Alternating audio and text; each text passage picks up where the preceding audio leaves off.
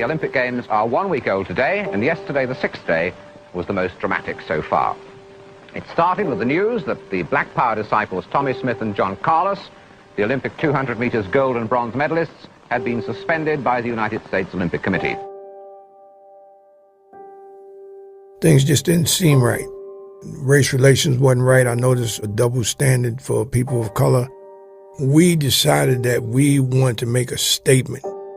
Now you say how and why that day, that's when God comes in. God gave me a vision when I was 7, 8 years old and showed me in a form where everything that happened on that victory stand 15 years later happened in that vision. My wall just lit up. I could see shit on the wall like a movie. And I saw myself in the movie. And it was a box I was standing on. And everybody was out there. They was so excited. Like I always said, it was yippee-ki-yay. And, it was just excitement.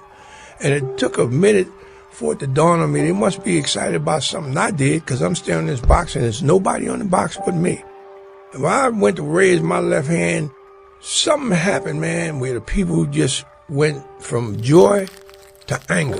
When the anger came, it froze my hand in time. It shocked me that people could be that vicious because they started calling me names. They started throwing things at me. Someone was even spitting at me in this vision.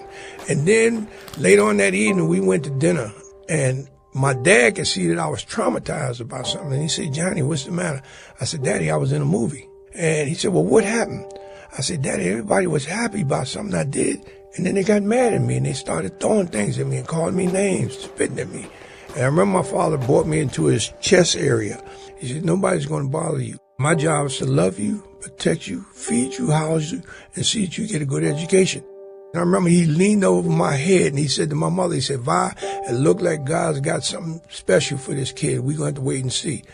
15 years later, the exact same thing that happened on that wall happened out there that day, October 16th. I think that was my mission in this life, is to make that statement.